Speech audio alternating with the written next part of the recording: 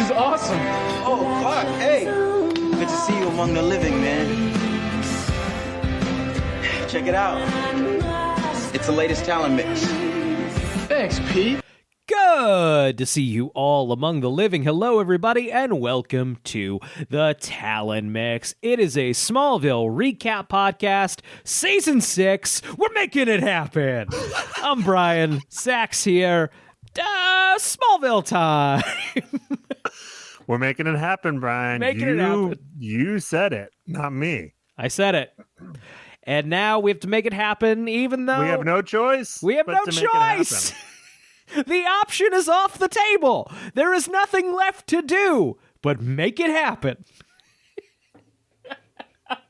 Even when you don't have a lot to say about the episode of Smallville you're talking about this week. You know, we often say that, and usually that's when we end up going for like 2.5 hours. Yeah. So the people listening to this... Because we end up talking about other shit. Right. So speaking of other shit, I went to there's a minor league baseball stadium 10 minutes from my house. And I just What are we talking? Double A, Triple A? I am not sure. I think is Double A higher than Triple A, or is Triple A higher than Double A? Triple A is highest. Got it. I believe Major League. Got it. Okay, so this is a Triple A. They're it's the Richmond Flying Squirrels. They're associated with the Giants. Oh, okay, I think. Nice. Yeah. I love minor league baseball. I like it more than real baseball, I guess. Well, it goes quicker. It goes quicker. Sometimes I feel like more happens, if that makes any sense, of like, you got the best pitchers who are available in Major League Baseball. So like balls get hit sometimes in minor league baseball, and that's fun. I like it when that happens. Everyone's got something to prove. Right. And then, hot dogs for like $4 a pop. Right. Beers more reasonable than at a major league game. No one in the audience is that invested in what happened. No, that's the other thing of like I enjoy going to a baseball game more than baseball itself. But like, yeah, I'm always game to go to a baseball game. So, but when I'm going to like a major league thing, I'm like, I don't know who any of these people are. I don't know the stats or like what the drama here is. And in minor league, no one gives a shit. Right, you're on the same level. Right, we're all just here because the beer and the hot dogs are reasonably cheap. And then at the 7th inning, some people in tutus are going to come out and dance very poorly for reasons. Great. So that killed some time with my father-in-law today. And that's all I have to say about minor league baseball. It's good and fun. Zach, do you have anything to say about wrestling? I don't know. I'm just giving you I can. Or I mean, well, what? We need a specific wrestling vault. Yeah. Yeah, we'll save it. It's possible it could come up. We never know. It probably will. Okay, so this week we watched Fallout. It's the 6th episode in the 6th season of Smallville and the 116th episode overall. This aired November 2nd, 2006. I know all of this, of course, because I'm reading directly from the Smallville wiki, smallville.fandom.com. Speaking of the name Fallout, have you seen the Fallout TV show based on the video game? I have not. No, me either. Never played the game, so I don't know. I very casually did. It's my wife watched it, and like just based on it's apparently pretty good. As far as I mean, it's talented people making it. Looked like it could be good. Yeah, it's a shame they just drop all of these things at once now. So there's no build. They only make no 8 pomp of and them. Circumstance. Yeah. Right. It's gone from the public consciousness the day after it drops. Right. Right. There's nothing. Yeah. There's something to a small. Yeah, I think people incorrectly refer to a lot of episodes of Smallville as quote unquote filler because they don't move a main storyline forward. And like, guys, in a serialized like soap like this, there's no. I mean, I'm not gonna say Smallville don't got no filler. It's got some padding. It's got some breadcrumbs mixed in there, don't get me wrong. But that doesn't mean episodes that don't further a main plot along. The main plots of Smallville are not the good parts. I mean, I couldn't agree more, and I feel the same way about like the X-Files. Like my favorite X-Files episodes are the Freak of the Week episodes, are the random, almost anthology, but with Mulder and Scully like are flirting or whatever, and you know, the conspiracy overarching, that's hit or miss, and it doesn't make any fucking sense when you add it all up, but it doesn't even matter. Right. It's you just want to see characters interacting. That's what a TV show is. Yes. I remember first seeing it as a younger man. I remember being into Dragon Ball Z. And Dragon Ball Z was a cartoon with its hundreds of episodes, right? A season of Dragon Ball Z is 50 episodes because it was on every day, Monday through Friday. That show had filler where it was like, we don't have it, and I believe it was actually I might be pulling this out of my ass. This is my 14-year-old knowledge that has not been updated since, but I believe it ran pretty simultaneously with the comics that were coming out in Japan. So if the comic was delayed, there might be 6 episodes where Goku gets his driver's license. That's filler. And look, Smallville, we've probably said it, this is a filler episode before. But I would say that an episode that feels like filler or wheel spinning is because it's bad. Yes. It's not necessarily because it doesn't move some overarching plot forward. Right. It's because it's bad, and it's like they're tired. They're out of ideas in the middle of the season or whatever, and they just need a break. Everyone just kind of did their job and went home. Like this. Yes. Hey, how'd that script come out? Well, it's 42 pages. yeah. This is assembled of spare parts from a episode we didn't finish last season. Right. That, oh God. If there's one I'd love to revisit, it's not that one. I started that sentence, no idea where I was going. Do like a Hall of Fame worst of Smallville when we get done. Yeah, that's like the move. The 5. That's the move. You said there's one coming up that's like bad, right? Oh, it's on the horizon, Brian. I know how many away we are now, but I'm not going to tell you. Because I was thinking about that. So I was scrolling through Hulu and looking at the ones we have coming up. Nothing. I have broad storylines are striking me as familiar. Nothing was catching my eye of, oh, right, that's it. So I wonder if I'll remember. Look, and maybe it's not as bad as I remember. Maybe we'll watch it and be like, oh, yeah, I was just an idiot. It's possible. It's sometimes those really deep recesses, those ones that deeply hit us, we're usually not that full. We haven't had that big of a... Right. Oh, I'm wondering now if it's a Tom Welling joint. Oh, his episodes usually ain't great. To be fair to him, they are presenting him with the worst of the worst scripts. They're not giving him the fucking... they're not giving him season fucking premieres and finales over here. I think he probably gets better ones as he goes and gets more power in the show or whatever. Right. But yeah. Hold on, now I have to check.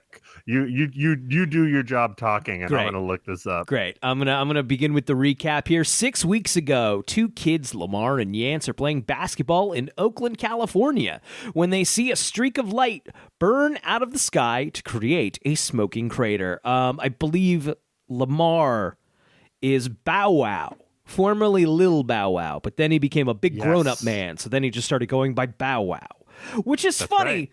I understand wanting to refresh the image, but like plenty of adult rap artists go by Lil something. It's right, but that's I guess true. But I guess since he was a child, a young little child, and like then wanting to shed that of like I do grown up stuff now, like the teen soap opera Smallville. If you're Lil, you don't want to be called Lil. Right. Yeah.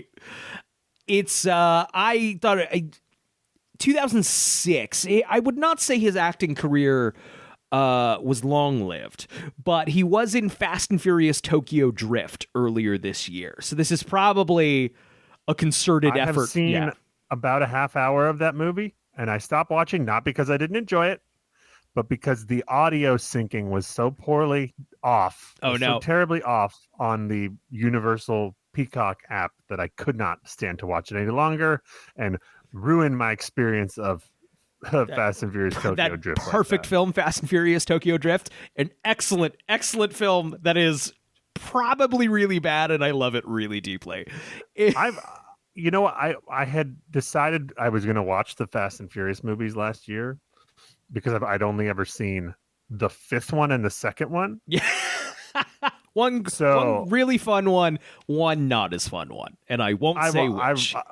I started from the beginning. I watched the first one and the second one, and then by the third one, I was like, I can't do this. The timing of the audio is off too much. That's so really I still bad. have only seen. I've seen one now. Yeah. I will find an opportunity to make you watch all of the Fast and Furious movies. I'm happy to if I can get it synced up properly. Right. So it's not assuming like the audio is coming out of the characters' mouths. Right. Yeah. It's one of those movie series that I love so deeply, and like I don't need you to love it with me. It's like if you're like, I hate these, I'm like, I don't care. You're wrong. When the first one came out, I was, I believe, in early high school, and I was like a film geek, and so I was like, this is stupid. Idiots like this movie. This movie sucks. I'd only seen half of it, and I stopped watching. And then when the second one came out, we went to the theater to see it, and I was like, this is stupid. This is dumber than the first one. Idiots like this.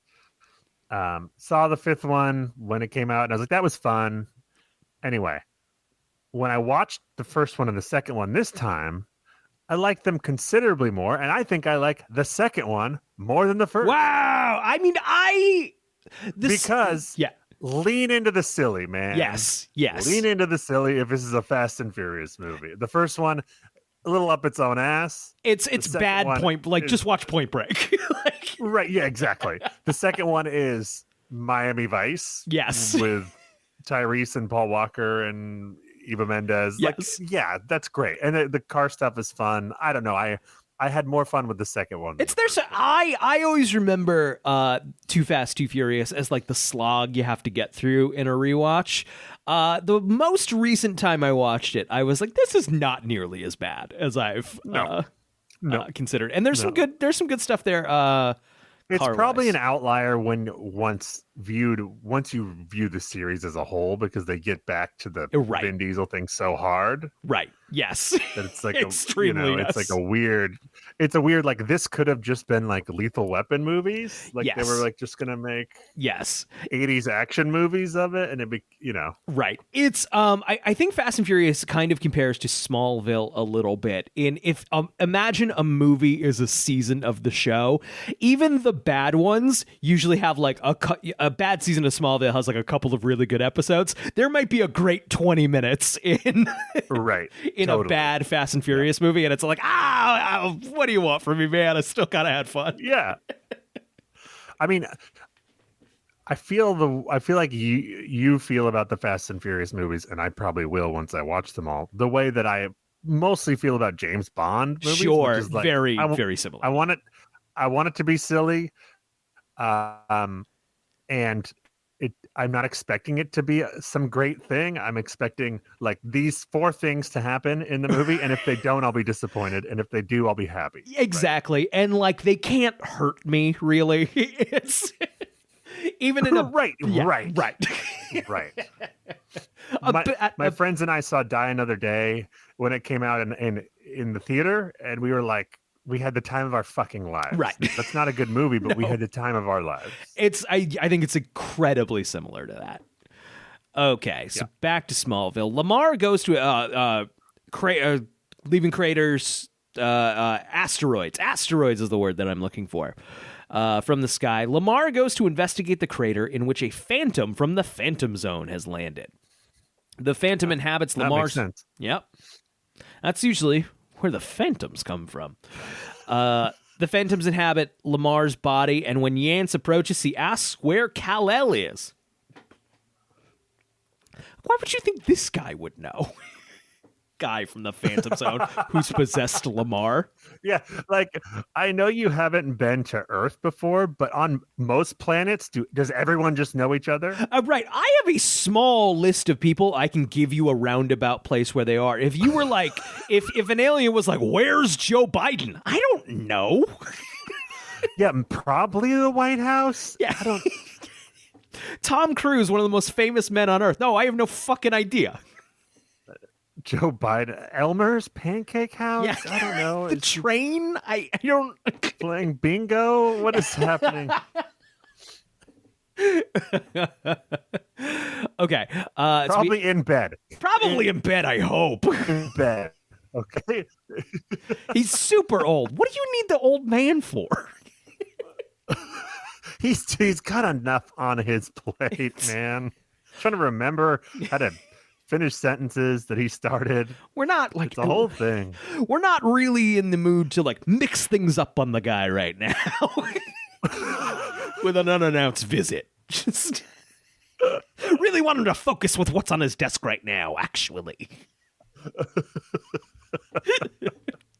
So Yance is confused when he doesn't answer. And when he doesn't answer, Lamar blasts a beam of energy at him and vaporizes him. Just a straight up murder. Tough beat. Tough beat for that kid. Tough to get just straight up murdered in the opening stinger. We don't really shed too many tears for that kid later either, even when Bow Wow comes back. Spoiler alert. Yeah. My buddy, what happened to my buddy? You vaporized him. Well. So Kansas, huh? In the present, Dr. Grohl meets with Lana in one of Lex's limousines. She wonders why they are meeting so clandestinely. Wiki, don't get cute. Don't say secretly, say suspiciously. I don't need this shit, Wiki. It's late here on the East Coast. It's 11:30 p.m. here on the East Coast. I went to a baseball game. I had a couple of beers. I don't need clandestinely. We shouldn't be meeting so clandestinely like this. No, that does not roll off the tongue. No. So he tells her that they are both in danger. He gives her the black box and all of his results of its investigation. He says he's been going into hiding because the Luthers have already started military testing. Lana admits she doesn't know the investigation had proceeded that far, and Dr. Grohl remarks that there are probably a lot of things Lex doesn't tell her. The Stones called. They want their energy level back. It's at least... This does feel better than the Stones in that that's an energy source, rather than the Stones sort of like, right. What are these? They're important. Yeah. Kawachi Caves. Kawachi Caves. Okay, so Dr. Grohl warns her to get as far away from the Luthers as possible. Their exchange is photographed by Jimmy Olsen. I had a question here. He, of course, gets a picture of the license plate that is Lex 3 on the back of this limo. You go and have a secret fucking back alley meeting in a car that has the license plate Lex 3? Yeah, and if you were a famous billionaire, would you want your name on the back of the car like that? Yeah, right. Like, you don't want anyone to know where you are. And this is a family that has already been targeted by a jigsaw from times. Saw. Like, how many kidnappings? So many kidnappings. Stop putting your name on your limo, bud. Just for starters, my guy. Hey, wait, just so I'm clear, when you say Jimmy Olsen, you mean the real Jimmy Olsen, who's totally the real Jimmy Olsen. The real Jimmy Olsen, and once again, this is not a bit. No idea why it wouldn't be. Me either. It seems like there's There's no reason to believe there's anything weird going on. I have not a single fucking clue where this could be going. I can't wait. And you won't until the minute it happens. You will not. There's no build up to it. There's no nothing. You'll just go, oh no. And I can't wait. So in Man of Steel, I think, Batman v Superman, there is a character who I believe in the theatrical cut he is not given a name. In the ultimate cut, we learn that he is Jimmy Olsen. He's hot, hunky, masculine Jimmy Olsen, because Zack Snyder doesn't put cucks in his movies. Yeah. But he dies immediately. Like, he dies in that scene. And Zack Snyder has said, well, maybe that wasn't the real Jimmy Olsen. What the fuck? Why can't Jimmy Olsen just be Jimmy Olsen, guys? He's the fucking nerdy photographer. He's the nerdy photographer. He chases Clark around like Mr. Kent. Look how pictures of Superman. Maybe he is in this one. I'm so fucking mad.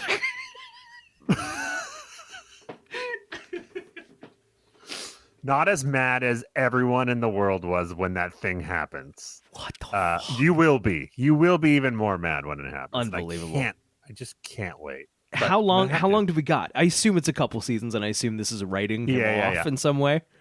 Yeah. Well, I'm not gonna. All right. It's a couple seasons. It's a couple seasons down the road. So this is okay. You can decide to tell me or not. This is definitely a thing they just threw in there, right? This is at this point not intended to not be the real Jimmy Olsen, would be your guess? Absolutely not planned for in any way. Great. No, at this point when they're writing it, this is the real Jimmy Olsen. Right. For sure. Yes. Great.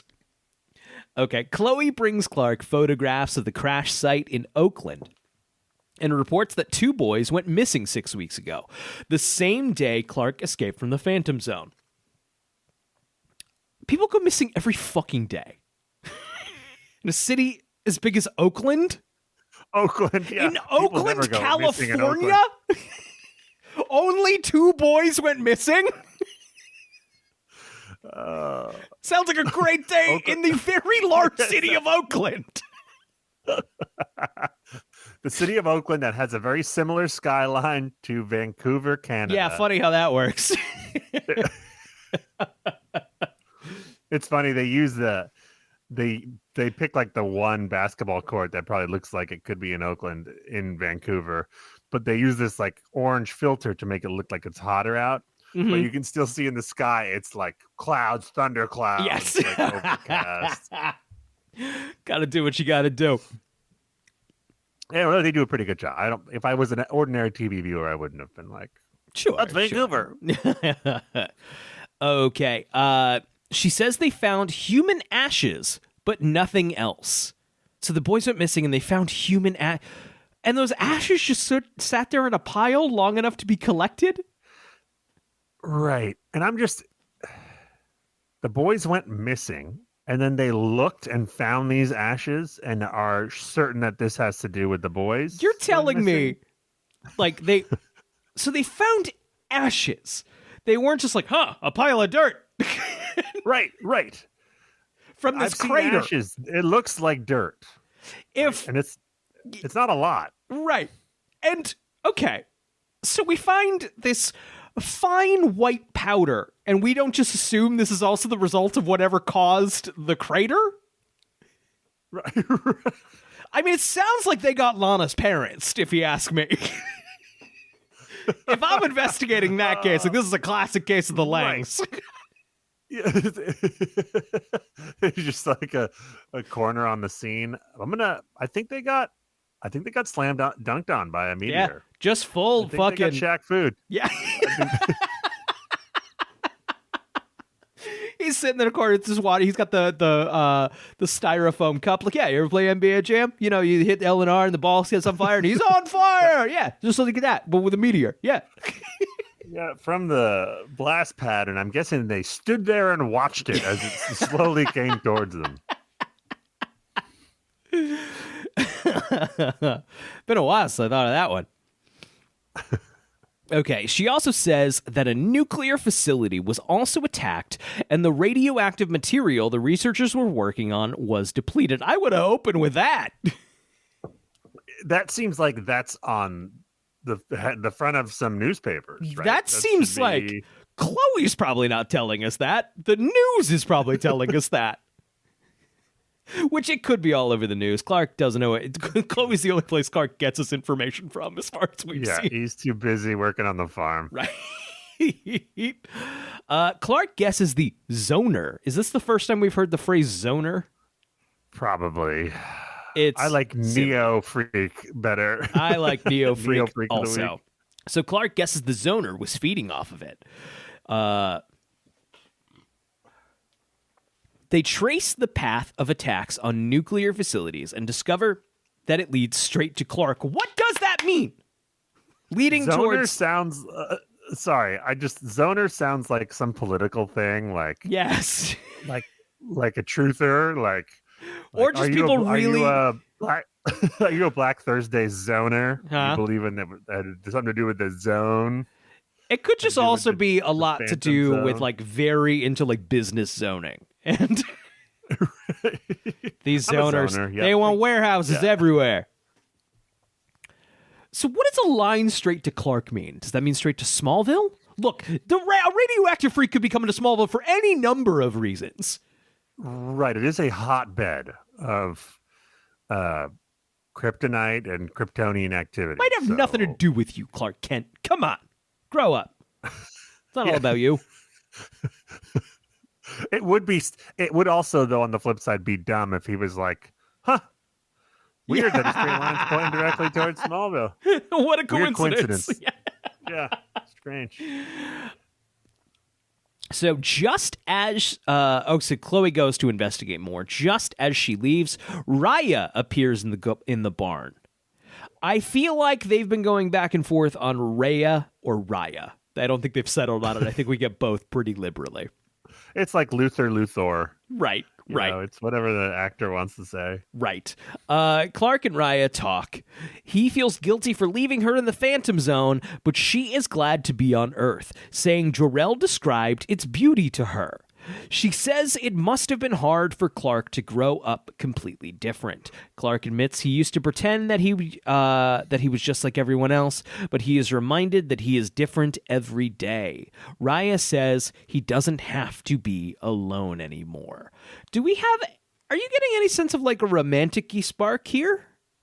I feel like they're that seems the pretty lady who's from seems like something we should be doing. I was going to say, I feel like they should be, and maybe it's supposed to be in the writing, but there's no heat here. None whatsoever. There's no chemistry. There's nothing going on. Right. It's just, and I get it. You have the connection if you're from the same planet, but it really just is yeah, I was friends with your dad. Ah, cool. Right. Clark's so desperate for someone who also has powers to be his girlfriend. Can we he wants to fuck so bad. But even if she lived, they'd eventually be like, we just have nothing. There's no spark. That's just we should both just go fuck normal people. We should just learn how hand stuff works. Is this the scene where she talks about, first of all, he's like, yeah, so tell me about my dad. And she's like, he's brave and strong. I super wanted to fuck your dad. Great French toast. Yeah. And well hung. And then she talks about how I remember when he was building your ship, designing your ship, he planned every detail. Well, he didn't plan a seat for you, Ryan. Yeah, right. He didn't plan a seat for you on the ship. No, you go into the Phantom Zone. He was so carefully designing the ship, he couldn't have built room for him and his wife, too? How much time did you have?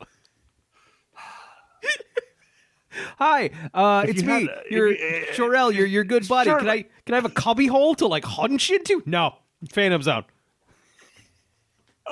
Phantom Zone with you. Desolate hell wasteland prison. You now.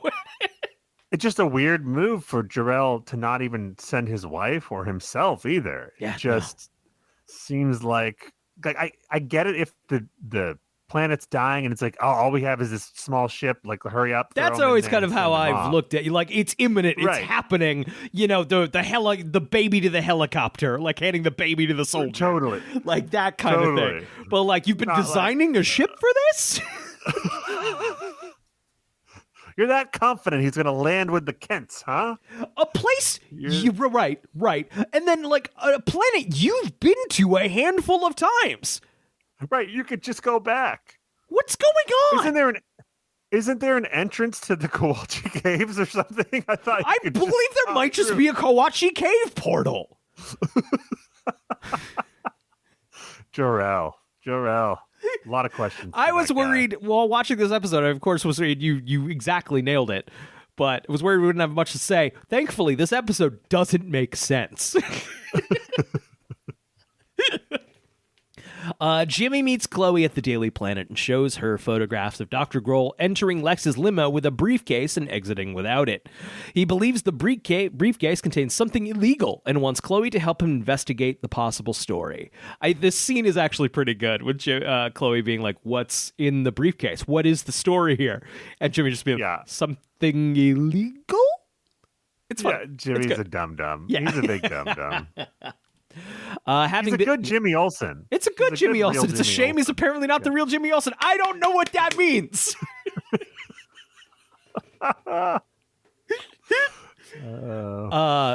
Okay. He believes the briefcase. Having been entangled with the Luthers before, Chloe is reluctant to get involved, and Jimmy leaves dismayed. She turns around and suddenly is confronted by Lamar. He asks her for the archives, but leaves before she can inquire about who he is. In the archives, Lamar scans the database until he finds a picture of Clark. He scans the database. Like, I don't know what computer program. It's that one that they have in the movies that no one has, where just information flashes at you at a rapid rate. Yep. Yep.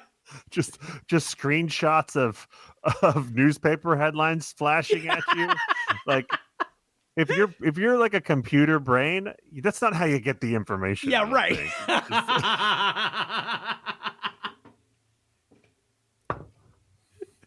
Who is this?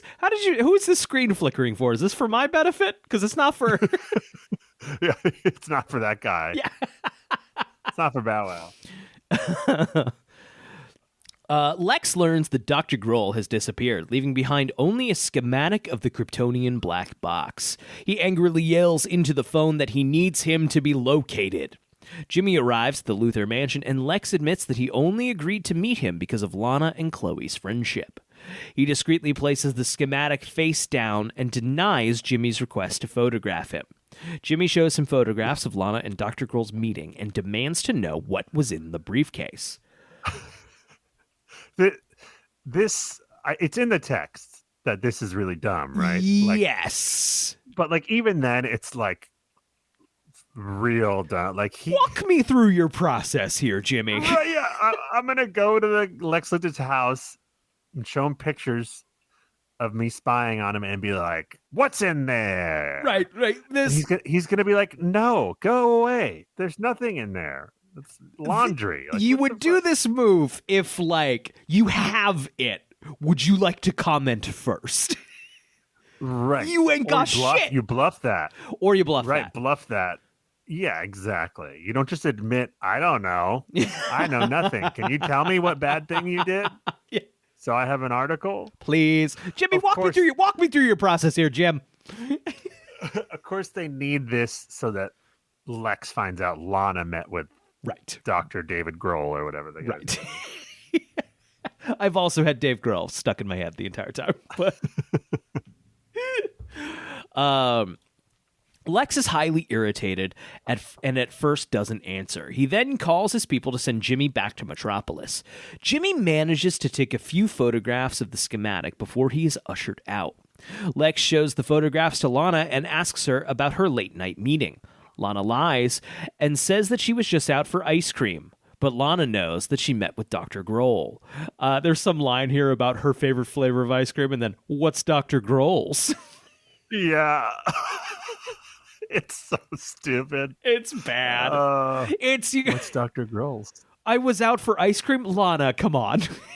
Yeah. Whoops. I had a craving for ice cream. Did you not have like a better story planned? Like, what if you got busted that night? Are you not thinking like? Also, we've established 2 episodes ago that there's cameras all over the fucking place. Yeah, right. You should have just said, I need a car, or I used the car for blah, blah, blah. You got to have that ready. You got to be ahead of the curve on that if you're going to be Get lying better at lying, shit. guys. Come on. Yeah.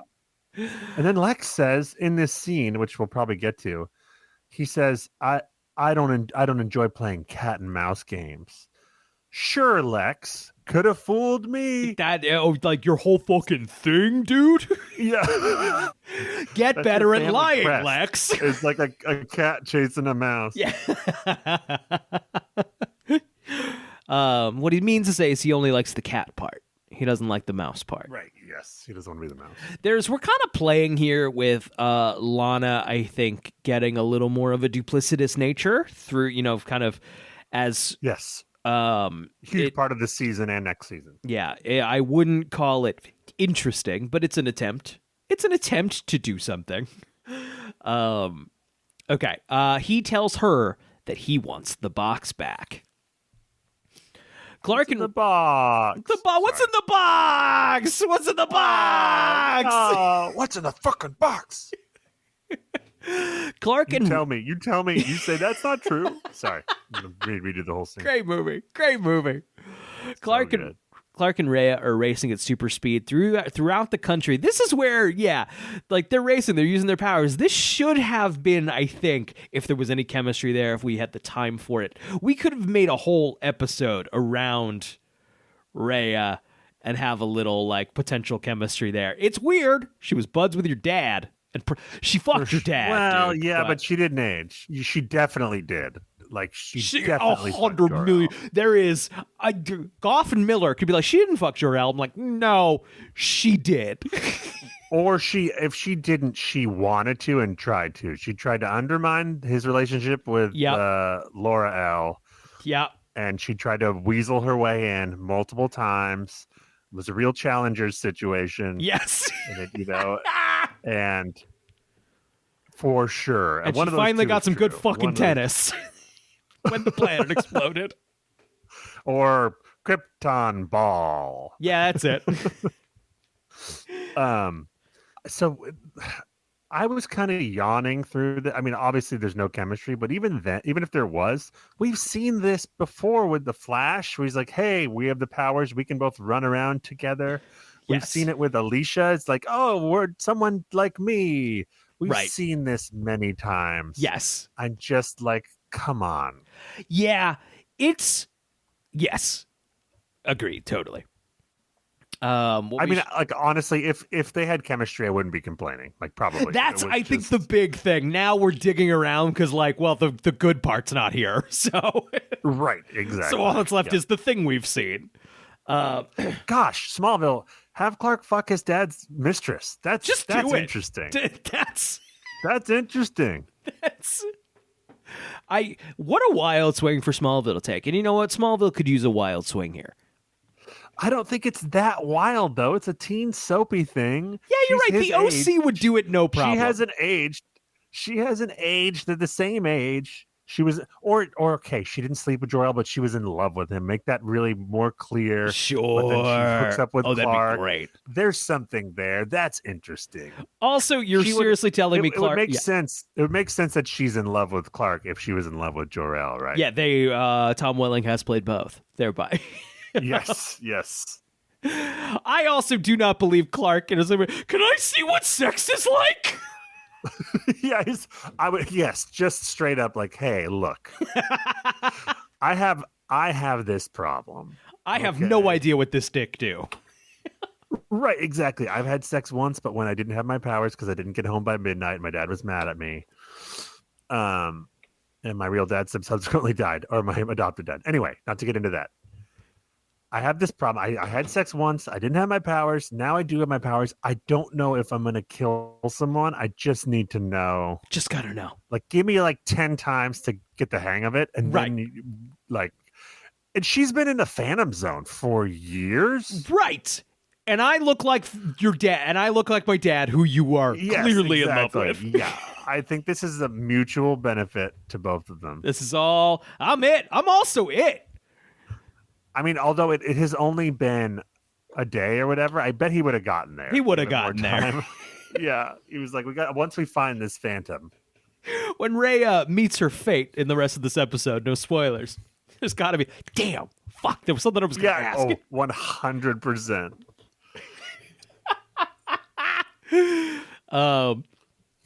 At one point in Clark's loft, he's sitting there going like, oh man, terrible what happened to Rhea. God, I should have asked. When we were fucking around with the powers, that was my moment. I should have asked. We shouldn't have just jogged around. We should have been fucking. We should have been running around. I should have at least given it a go. I should have shot my shot. Yeah, exactly. Yes, that's it. Okay, so Clark and Rhea are racing at super speed through the country. Clark asks her about his father when she describes him as brave and strong and hung and handsome. Yeah. Clark admits that he didn't picture him that way. It also seems like, they don't quite have. Jor-El objectively has been a dick. Right. There's a lot of Clark memory loss this season where he's like, I've been so bad to Jor-El. I didn't listen to him, whatever. It's like, yeah. Jor-El's been a cagey little bitch for most of this show. And I think he killed your dad. Right. He could have just given you more information to go on most of the time. Or not just like he's a couple hours late. I'm going to... Right, yeah. He saved the world, but I told him. I told him sundown. If I don't follow through, he's just going to think he can show up whenever the fuck he wants. I don't want to kill his dad, but like, look. Rhea counters that Jor-El was dedicated to preserving Krypton and planned Clark's departure from the planet extensively. She says she also thinks Jor-El would be proud of him.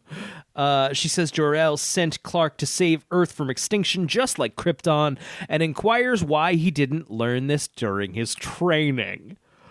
Oh. Yeah, Clark doesn't quite have the... about my training. Or he did, and it was just like, oh, yeah, that, we didn't start that. We didn't start that around the time he killed my dad. Yeah, it was well, I put on my leather jacket. I went to Metropolis for a while. It was a whole phase. It's a whole thing. Clark admits that he hasn't started the training yet. He worries that the fortress is dead because he never listened to Jor-El. Rhea tells him he must accept his destiny. I was having the thought around all of this destiny stuff. Like, I don't know, I do feel like Jor-El sent you there to effectively be Superman kind of takes something away from Clark Kent's just like the ultimate Boy Scout good guy who's like, this is what I can do, I'm gonna do it. Right. It's kind of a bummer. Is that what his destiny is, according to Jor-El? Probably. That's a great, maybe. I mean, maybe not. I lost track of what Jor-El wants because he seemed like a dictator at one point. They don't know what Jor-El wants.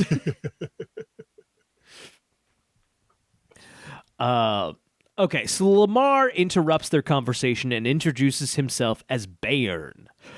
He says that he's been waiting to take revenge on Kal-El for a long time. He blasts Clark. Why Clark?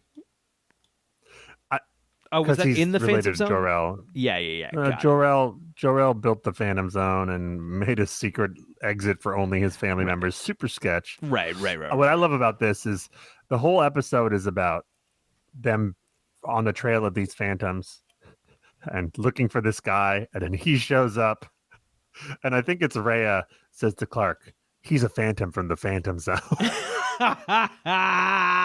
Thanks, Rhea. Everyone in this room must know that right when this guy walks in, right? Right? Like, what else would you be? Oh, Bow Wow from Fast and Furious Tokyo Drift. Hey, all right. Yeah. What was the movie? Like Mike? Like Mike? Yeah. Was that what it's called? It's called Like Mike. He has a magical pair of sneakers that may give him the abilities of Michael Jordan on the court. Great. He did not reappear in the direct-to-video sequel, Like Mike 2 Street Ball. That's probably why it wasn't as good. That's it. So he blasts, he being Bairn, blasts Clark with a beam of energy that sends him flying through the barn wall. He advances on Rhea, but she kicks him at super speed and he escapes. She helps Clark to his feet. Clark asks how Bairn knew to come after her, and Rhea explains that all of the Phantom Zone prisoners trapped in the zone know that Jor-El only managed to save his own son, and they all want to extract vengeance against him. Oh, a question just came to me. Yeah. Everyone in the Phantom Zone knows about Clark and Jor-El getting him to safety. Seems like Rhea is the one who told everyone. How else would they know? She's the only one in the Phantom Zone. Rhea would know that. She has been like, and fucking Jor-El. There's an exit around here, but it only works for his boy. I sucked his dick how many times? And was like, oh, let me tell you everything about me. And she told all, and then it was like, turned out, oh wait, you're a Phantom, you're a piece of shit. And then they spread it to everyone, and she's so embarrassed about it. Thankfully she doesn't live long enough to have to deal with the consequences of this. Do you think Jor-El was going to put her on the ship like as a nanny to his son, and then Lara L was like, fuck that bitch, do not give her a spot next to our son? Oh, okay, you go get Rhea. Been trying to fuck Lara, go get Rhea. And Lara is the one like, nah, you got to go in the Phantom Zone. Nah, there's no seat for you there. Jor-El wants you to go to the Phantom Zone. Jor-El wants you to go to the Phantom Zone.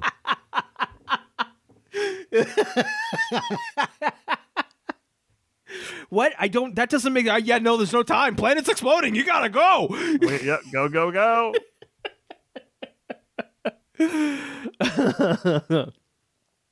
Okay, so Clark wonders why Bairn escaped without finishing him off, and Rhea says he probably didn't have enough energy to fight them both.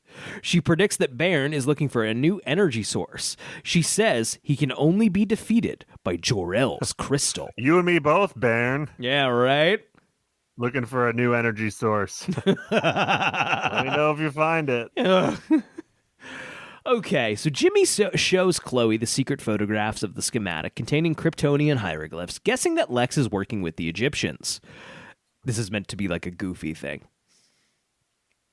That's a silly thing that Jimmy says. Yes, yeah. It all sounds the same when I'm reading in my Chloe recognizes them for what they are. She pretends to help Jimmy investigate the story and take his copies to show Clark. Clark introduces her to Rhea, and Chloe shows him the photographs. There was a messy piece of dialogue here of like, Rhea, from the Phantom Zone. Chloe goes, finally, something good to come out of the Phantom Zone. Usually bad phantoms come out. Yeah. Rhea knows they are schematics for the Brain Interactive Construct, a Kryptonian energy source capable of providing Bairn with power indefinitely, even enough to kill her and Clark. The Brain Interactive Construct is, of course, Brainiac, who was Milton Fine. And if you didn't know that, they say that in the episode. Yeah, but they don't say it here, and nobody who listens to this watches Smallville. No, they don't say Interactive Construct, Brainiac. Yes, they say it in the show. They don't say it in the wiki. Gotcha. I was letting our listeners who don't watch Smallville catch up. Mm-hmm. Okay. So Lana leaves the piece of the black box on Lex's desk. She tells him that it is too dangerous to continue to study, but Lex says they need to continue to work on using it to defend Earth. Lana tells him that she thinks he is obsessed with it and tells him to choose between her and the box. Before he can answer, Bairn arrives and throws him across the room. Just while we get into this, it's like the Lex-Lana relationship is already where you should be in the honeymoon phase, guys. This already sucks. Already warning signs everywhere. Red flags. Get out. Both of you. Both of you. Both of you could do better. Did you notice this wonderful thing in this scene? So Lex is like in the corner, like near the shelves, and Lana is going to leave. So she's at the door, and then the Bairn is there and makes some kind of threat. And then Lex says, Lana, call security. Like, you call security. Like, why? Also, what is security going to do? But she's in less of a position to do anything. She's standing right next to the bad guy. Lana called security. What? Oh, okay. Yeah. Bairn absorbs the fragment, which crumbles into dust. Lana meets Lex at the hospital, and they wonder how Bairn knew about the box. Clark arrives, saying he learned at the mansion that Lex was in the hospital. So why are you going to the mansion, Clark? Why are you going to the mansion, Clark? Okay. They have a Clark is super nice in this scene. He's trying to be cordial. Yes. Lex is like, fuck off. They have a tense exchange in which Lex doesn't offer any details of what happened, and then he is taken away for x-rays. Lana questions the real reason Clark is there, and he shows her the schematic. Yeah, but he doesn't give her anything. She's like, why don't you stop trying to come up with some bullshit and just tell me what's going on? And nope. He goes, have you seen this before? And she's like, yeah, blah, blah, blah, blah, blah. And then the scene ends. Yeah. So like the moment plays like he's finally kind of given her something, but he doesn't really. He just And then what do they say after that? This is one of those. I want to see what happens. Right, great. Does he just walk out? Right. Yeah. Anyway, Lana's like, well, wait, what's this all about? And Clark's, the scene's over. Yeah, sorry, I gotta go. I gotta go. Next scene. She tells him that it was destroyed by something. There would be, if you wanted me to care about Clark and Lana again, which I think we're going to start getting some seeds for, here would be a good spot to do that. And they're not doing it, is the thing. Like, that would be a great sort of like, look, here's kind of what's happening, and I'm kind of on my own on this. Well, he's not, but you know what I mean. This would be literally, like you said, a moment to maybe put some pieces on the board there. That's frustrating. If I recall correctly, I don't think we start to do that until we're back from winter break. Sure, got it. I think the first episode back from winter break is when we start to see that. Yeah. Push. And but even still, clearly, you separate them to put them back together. It's so like we know that's coming. You don't want to do anything. I do remember being reinvested when they start to do that push. I think I vaguely felt that way too. We'll see. If, we've been very cold on this relationship. I have not felt it this entire rewatch. We've been doing this for a couple of years now, and I have not felt it one time. Which I felt it at the time when I watched it the first time. Yeah. So Clark and Rhea go to the fortress, and she believes that they can revive it if they lure Bear there and drain his power. She sends out a signal for Bairn. Martha arrives at home and finds Bairn. He asks her where Clark is, but when he hears the signal, he disappears. Bairn arrives at the fortress and fires a blast of energy at Clark. Clark absorbs some of it with the crystal, but he is thrown back. Bairn fires again, but Rhea steps in front of the blast, protecting Clark. Clark recovers and advances onto Bairn. He is unable to absorb his energy and banish Bairn back to the zone. Bairn is restored as Lamar. Oh my gosh. Bairn. It's all Bairn. It's all about Bairn. Clark runs to Rhea's side, but she is badly wounded. She tells him that the crystal now has enough power to restore the fortress and advises Clark to finish his training. Can my training be hang in on fucking... long enough to fuck? Are you... So that's like a hard no? Yo, you fuck before you die, real quick. Real quick. I'm not very good at it, so... Then she dies. Lamar wakes up in the hospital fully recovered. Clark goes to visit him, but Lamar tells him he has no recollection of the last 6 weeks. That's memory loss, baby! Ooh, I missed that one. Yes. Jimmy tells Chloe, I don't really have any extra thoughts on Bow Wow's little final scene of like, I'm Bow Wow again. I can't end this as a bad guy. I'm a good guy again. Yes, yeah. I'm Bow Wow from Fast and Furious, Tokyo Drift, and like Mike. Question. Yeah. No, it's inconclusive. I was saying, did Bow Wow get a concussion there? But Inconclusive. Yeah, inconclusive. Yep. Jimmy tells Chloe that even though he had proof, Lex got him fired. He managed to talk his way down into a lower position in photo archives, and Chloe tries to reassure him. You could have told me he was there the whole time. Like, is this to move him into a certain... You could have told me he was already in photo archives. I'd believe you. Where is Chloe? Chloe's still in the basement, but she seems to be writing articles for the Daily Planet. I think she got her first byline last season at some point. Got it. So she's working her way up. Got it. She was handling toys for tots last season. So, right. So, the day on Christmas Eve, of course. Right. That were supposed to be delivered to their homes. It's a great episode, though. It's a great episode. Best episode so far. Yeah. Okay, so Lex confronts Lana about lying to him. Lana doesn't apologize and says she's glad the box was destroyed. She tells him that she wonders what his decision would have been if he had to choose between her and the box. There is a moment here that I would not say is great, but is good, where Lex is like, do you really think I would choose that? I wouldn't choose you. And Lana doesn't let him off the hook, was sort of like, I guess we'll never know. Ooh. It's good. It's good. Love it. See, that's good. Clark tells Martha about Rhea's visit, and she tries to comfort him over his loss. He tells her that he is ready to stop running from his destiny and to begin his training. But he must recapture all of the Phantoms first.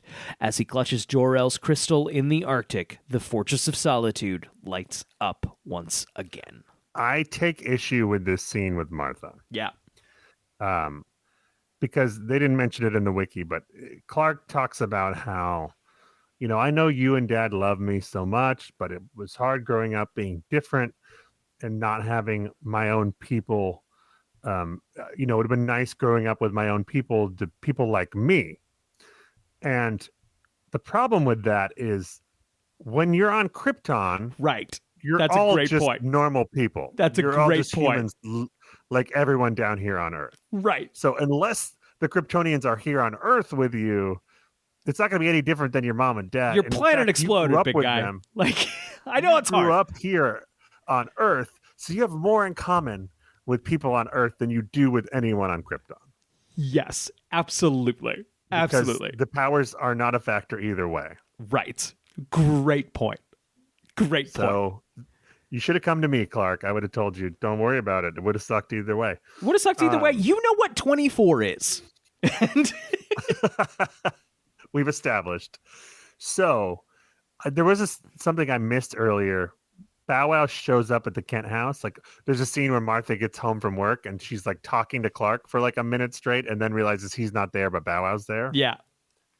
This is like a movie TV trope. Yes. But I was like, do people ever do this in real life where they come home and just have a full-on one-sided conversation for like a minute straight before they know if the person is listening or not? I don't think so. I don't think I ever have. I'm kind of always talking, and I don't think that has ever happened to me. And I'm, once again, always kind of talking. It's not a Smallville thing, obviously. It's a lot of movies and shows do that, but right. Featured music this episode, we have Fresh as a Mise by Bow Wow. I assume that was over the basketball scene at the beginning. Let's see. This episode has a deleted scene on the season 6 DVDs. Clark is viewing photographs of craters from all over the world. Martha asks him what he plans to do, and Clark gets upset and admits that he doesn't really know how to catch all the zoners. He also reveals that Rhea is probably alive. A pretty reasonable cut, I think. Let's see here. Just looking around. Haven't looked at this in advance. Okay, Rhea mentions that Jor-El wanted every detail of Clark's ship to be perfect, including his blanket. In the comics and movies, Superman's suit was made from the blanket he was wrapped in when his spaceship landed on Earth. She also mentions racing trains. In Superman the movie, young Clark Kent races a train. All right, but that's no. Chloe tells Jimmy to hold off on the bow tie after he shows her the photos he took of Lana and Dr. Grohl. In the comics, Jimmy is traditionally depicted as wearing a bow tie. That's Nietzsche-esque, Nietzsche adjacent. I think Nietzsche specifically. Oh no, about that's Superman. Nietzsche. Okay, that's Nietzsche. Great. That's Nietzsche for sure. I mean, the real Jimmy Olsen wears a real bow tie in the comics. Great. Sure. Okay. Lex Luthor uses the name Black Box for the alien artifact. Black Box was also the name of the device that Lex Luthor uses to track down the Fortress of Solitude in Superman 2. Wow.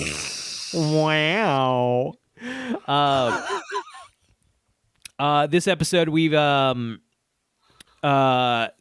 establishing shot of Lana meeting with Dr. Grohl is once again from Batman Begins. We've seen that shot used here before. Yes. Is that just, I assume that's just a loaner, right? That's just free to use. Like they can just be like, hey, can we use that? Like WB yeah, kind probably, of. Yeah. I assume they don't have to pay for that. No. That's probably why they're using it. Right. It's anytime they have a rain scene, they just use that because it's raining, right? Right. Right. I bet they work backwards from raining to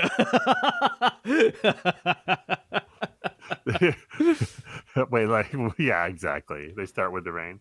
Yeah, right. I think they use that shot and like it's raining in that shot, so they have to make it rain in the scene. Right. Well, they are in Vancouver though too, so yeah, that's true.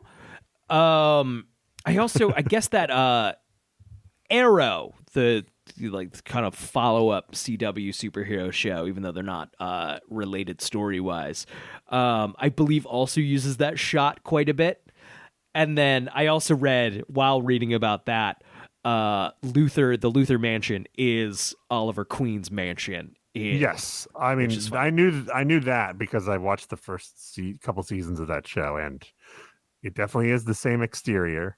The funny thing about Arrow, though, is it basically is Batman Begins, the TV show. Sure, yeah, I watched a little bit of it. I didn't quite connect with it, but I watched, I think, the whole first season. I mean, that's like, it's really, they're doing Batman Begins. Sure, I mean, it was popular at the time. Why not? The fact that they're using the Batman Begins, yeah, that's funny. yeah. Okay, I thought Yance, Bow Wow's friend in the opening who gets evaporated. I thought he looked familiar, and I couldn't quite place him. He was a Power Ranger in one of the later Power Rangers. Not an original one, not one from like, but he was. Is it one that you would have seen? Not as a kid.